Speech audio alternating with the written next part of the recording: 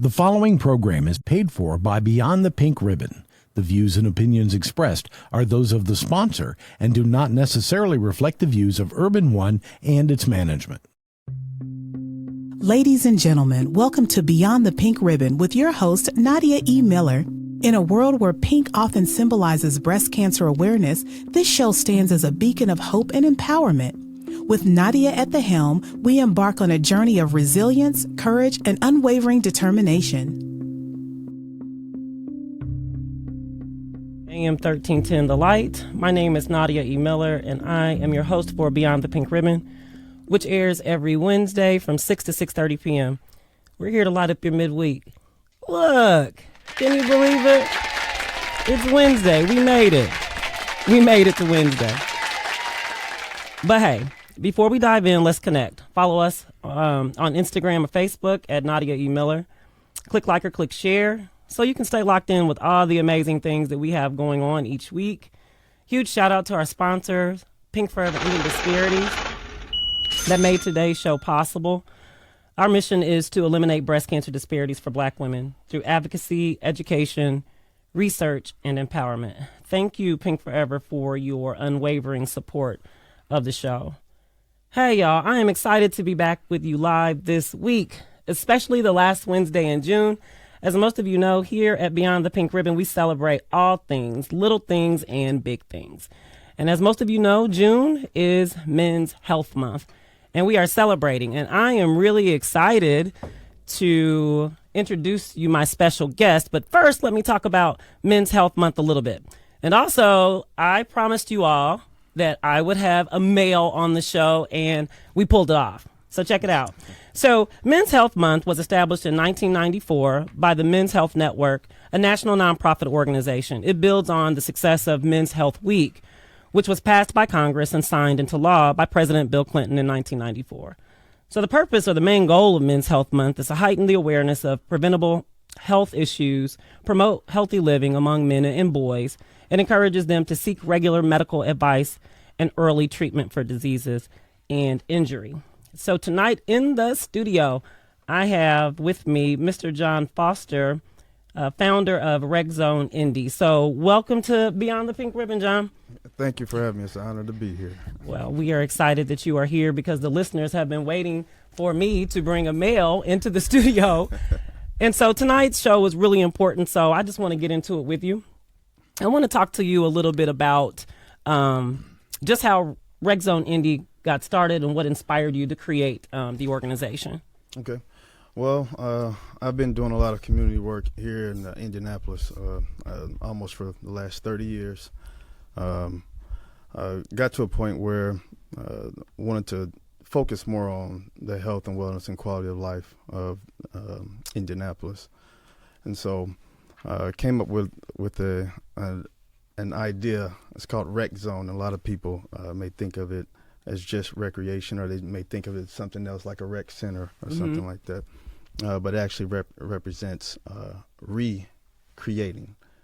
So we define recreation as recreating, and that we're saying you can recreate your life, you can recreate your circumstances, you can recreate your community, and that all starts with what we call the zenith of life, and that is, again, recreation. And so RecZone was here to make resources and programs affordable and accessible for people here in the city of Indianapolis. How long has RecZone been around? Last 10 years, around 10 years maybe. So you've been doing this work quite a while. For a long time.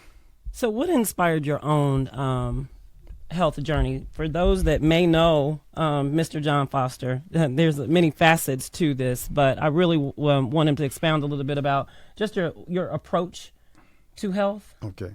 Well, first of all, health is a stewardship to me. It's not an aesthetic thing. We're going to redefine health here in a little bit.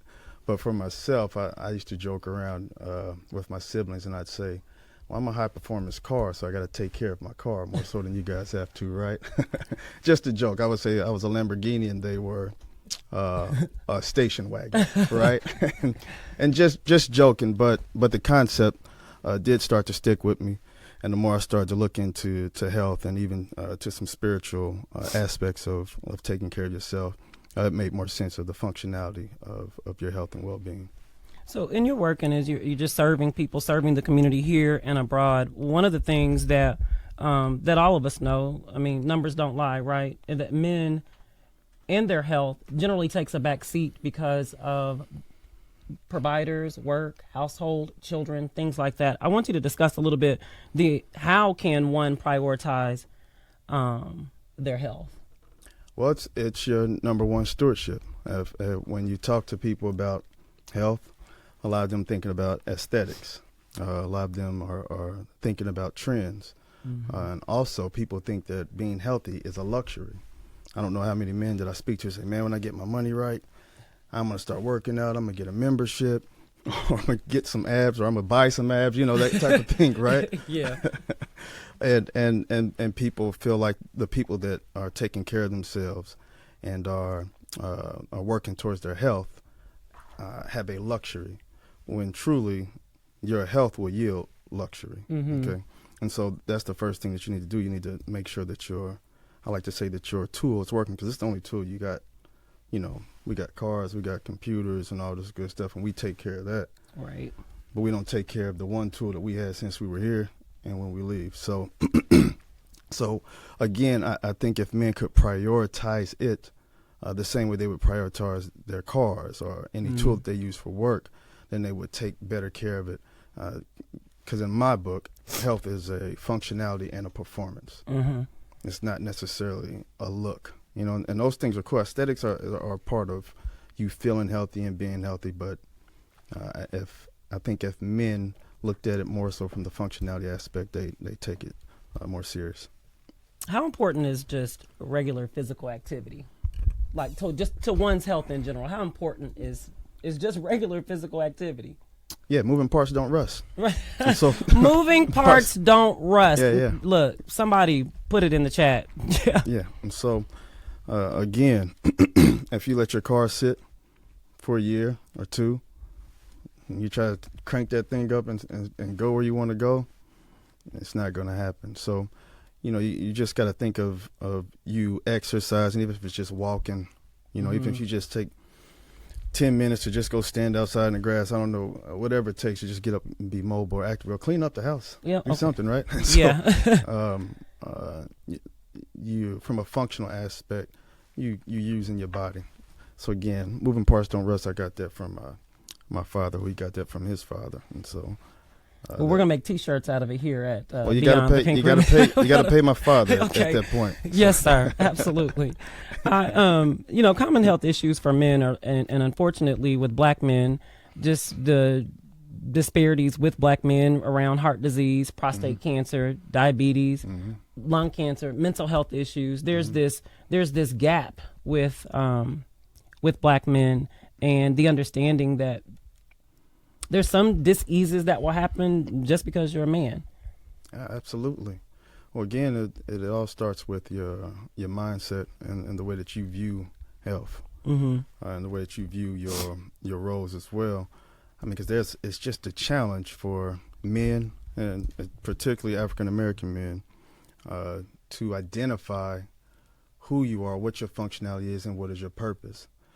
If I am a provider, which legally, socially, and financially, in the world we live in, you have the weight of that on you. Yeah. I know socially sometimes, we got this gender war going, and we speak otherwise, but I mean, if you just look at some of the stats, or you just look at selective service, no women are being drafted or have to sign up for selective service, right?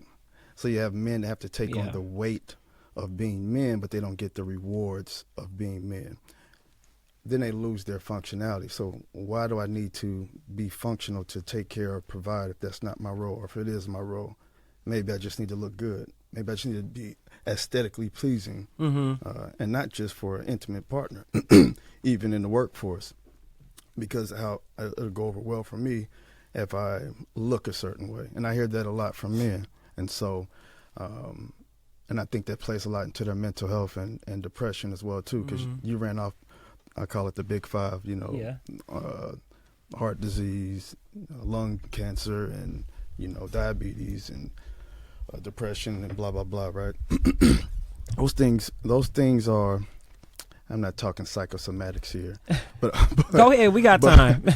Not today, right? So, not necessarily talking psychosomatics, but the way that you view yourself. Again, like if you viewed your car a certain way, if it was just for fun, you're only going to do certain things for your car. Right. If it was just to get to A to B, you're going to do certain things to take care of your car. Mm-hmm. But if I'm a truck driver, right? If I'm an Uber driver, I got to take care of this thing because it takes care of me. Right. A lot of men don't see themselves that way. A lot of men are not viewed that way, even if they are providers within their prospective communities or in their families.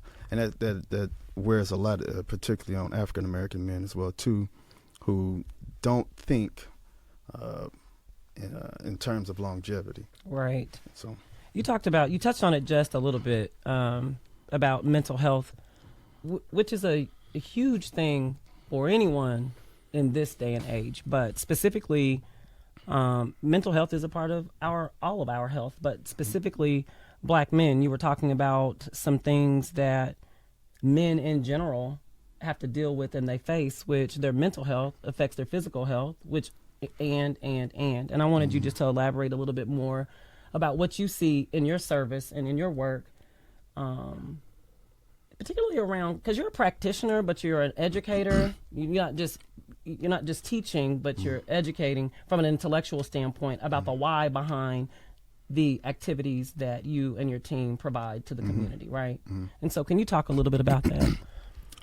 Well, one, it has become something that's close to my heart because I see a lot of men who are not aware of what's going on and then can't articulate it. And so there's frustration in their personal lives, in their relationships. Even myself, sometimes I got to take time to really sit back and see, well, what's actually happening?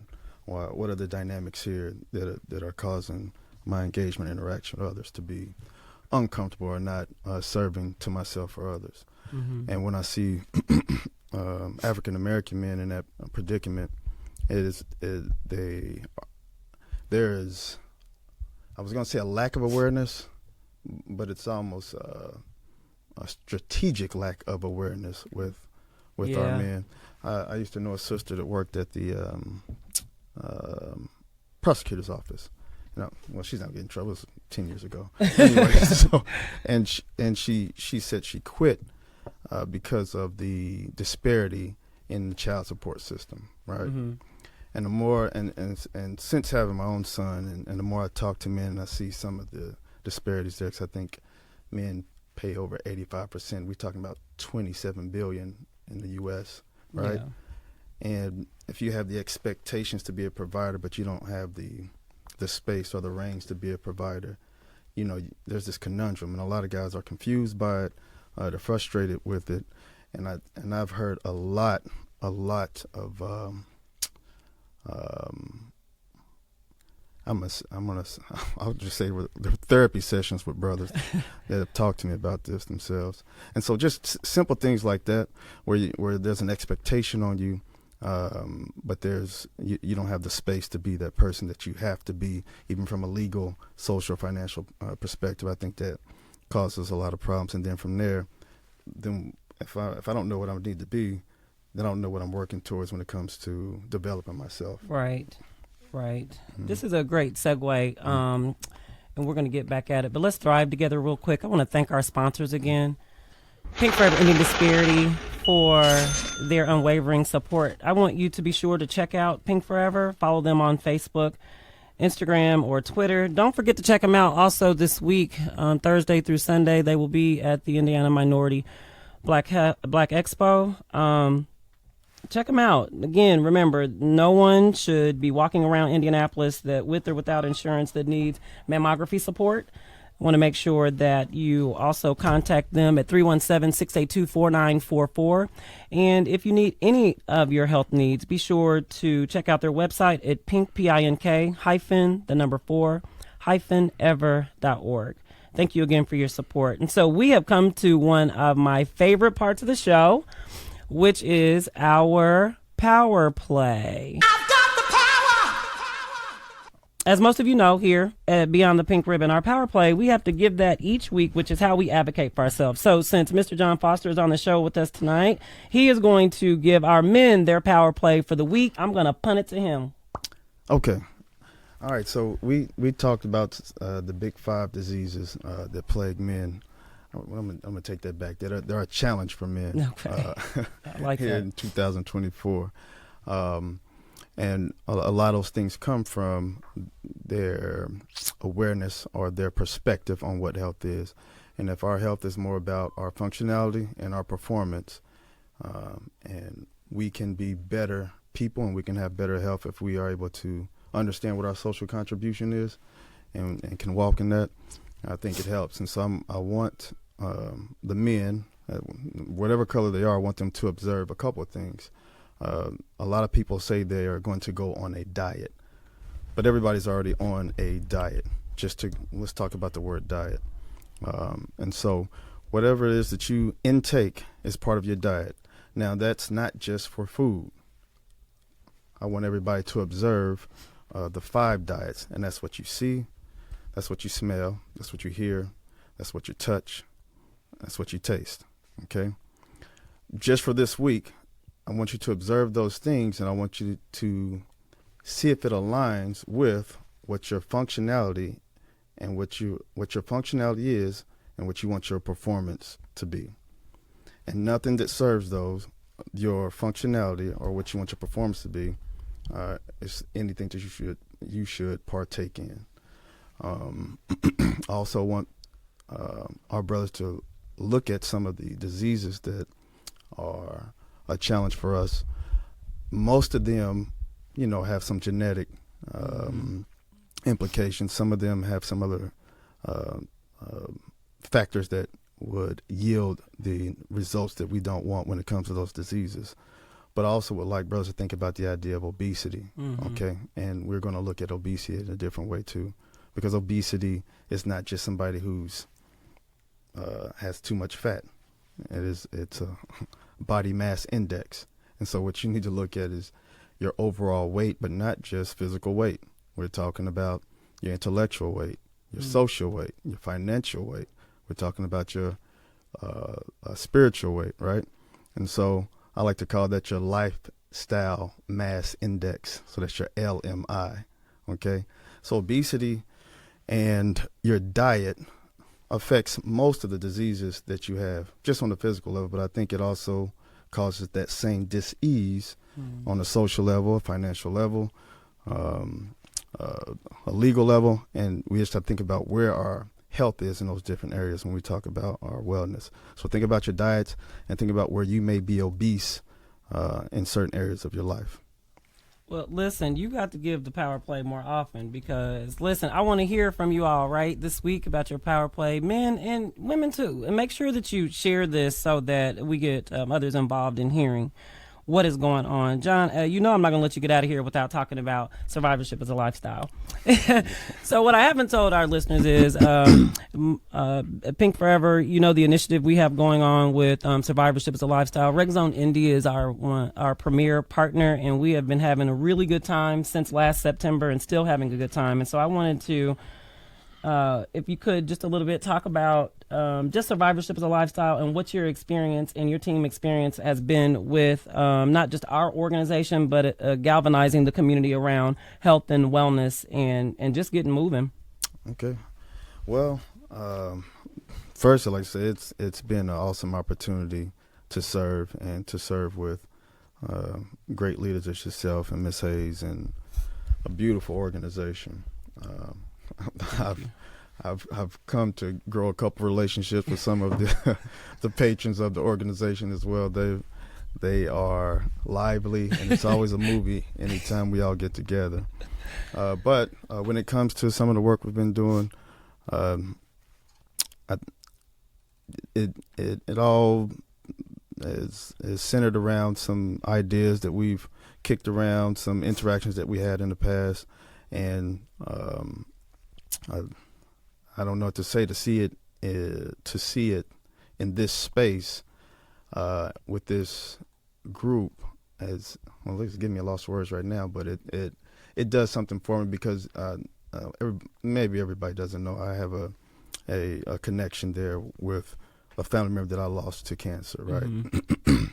So that to get an opportunity to serve with the organization and share some of the information I have and help facilitate some of those programs has been a blessing, not just to myself, but to our team and other people in the community. Well, we appreciate your partnership. We have absolutely been having a good time. And those of you, I would be remiss if I didn't tell you that our last yoga class is tomorrow. Check out our social media sites. We will be on the IUPUI campus. Yes, ma'am.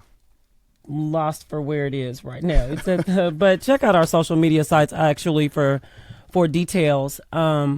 It's really important. We're going to rounding out survivorship's a lifestyle, and what I mean this summertime. And I always tell people, make sure that you're getting active in some capacity. And so I just want to publicly thank RecZone-John and your team is absolutely amazing just for their support and their enthusiasm. That's another thing. They're always very enthusiastic, and so I want to thank you for coming on Beyond the Pink Ribbon. I appreciate it. Now I'm gonna put you on the spot and say you're gonna have to come back. Yep, you agree to come back? Yes, ma'am. Okay, yes, you guys heard it live here. He agreed that he would come back, and we will have. I want to thank you for your insight tonight, John. I want to thank you for sharing. To my listeners, don't forget that even though June is Men's Health Awareness Month, every day is Men's Health Awareness, at least here at Beyond the Pink Ribbon. Gentlemen, remember that we love you and that we need you, so remember to take care of yourself. Thank you for spending some time with me tonight, everyone. Thank you for joining us on Beyond the Pink Ribbon. Be sure to continue to follow us on Facebook and Instagram. I want to thank Pink Forever again for their sponsorship and their unwavering support of this initiative. You can follow me at Nadia E. Miller. And if you're interested in becoming a sponsor, visit our website at NadiaEMillerLLC.com.